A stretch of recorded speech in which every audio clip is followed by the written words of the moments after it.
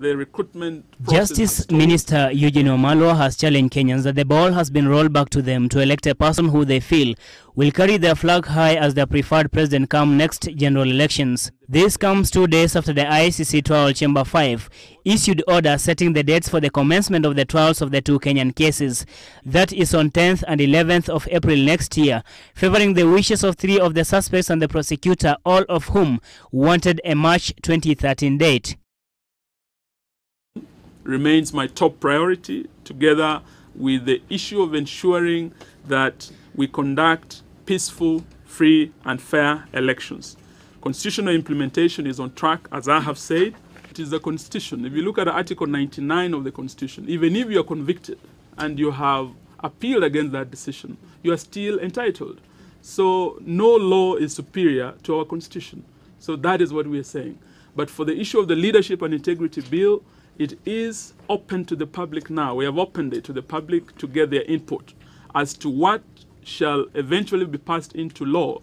Time will tell. So we can't start speculating now as to the contents of that bill or what will become law until the people give their input and the representatives of the people pass it into law. Thank you. Wamalwa was speaking when he took stock of 100 days as the Minister for Justice, a docket previously held by now Education Minister Mutula Kilonzo.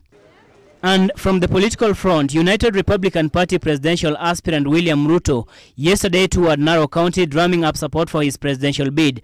Addressing a youth forum in Narok town, Ruto promised to tackle economic growth and youth employment if he ascends to power. He said the election will define the destiny of the country if the right people are given the chance to lead by vetting the leaders in every race. After what happened to this country in 2007-2008, this is the election that is going to be defining, in the sense that this time round, it is not going to be about a euphoria. It is going to be what is in the best interest of the people of Kenya as a whole. It is a contest of ideas.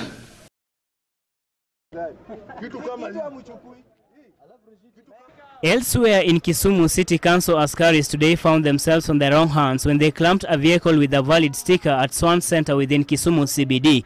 An Enga motorist Ayub Onyango said that the council staffs in charge of smoking out motorists who default on parking fee payment within the Kisumu CBD are not performing their duty rightfully. His vehicle had a month-old valid sticker which has not expired, but alas, it had been clamped. Kisumu business persons refused to give the council workers their tools of trade, demanding a pay, and also complained of the askaris illiteracy, harassment, corruption, and daily consumption of alcohol while on duty. Since last week, 5 vehicles with valid stickers have been clamped in the same area. Tutaenda wapi na tuna haki? Gari umekata risiti ya mwezi moja, gari inafungwa, siti iko. Umeshaandikiwa risiti uende ulipe 1000. Unalipa 1000 kwa hongo ama unalipa 1000 kwa haki yako? 1 month sticker. Inabeba 30 days.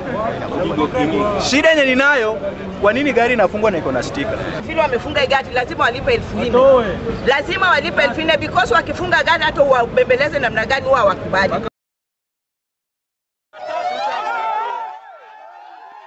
Still in Kisumu, college students of Free Art Institute in Kisumu took to the streets following the death of their fellow student in the college.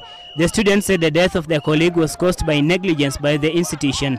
The angry students called for the sacking of the Dean of Students for the death of David Oluoch, a 21-year-old social studies student who suffered from a known disease.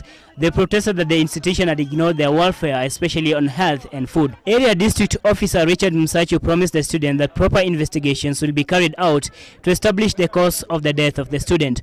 The students said that 3 students have died since last month under similar circumstances. And in Kiambu, a suspected rapist was today lynched in Gishosho village of Riabai. The 30-year-old man was lynched by an angry mob when he was caught attempting to rape an 8-year-old woman in her shamba. The woman was rescued by a farmer who was stealing his farm nearby when he heard her calling for help. Mimi nilikuwa nalima juu yake nikasikia soso anapiga dulu. Mimi nikajaribu kukibia nikakutana na kijana naye amemwachiria sasa anapada juu kutoroka. Area residents, especially women who walk in fear of their non-hope, this will be a lesson to those with similar ill intentions.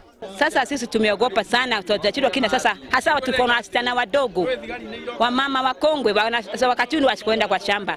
Samuel Tawish, GBS News.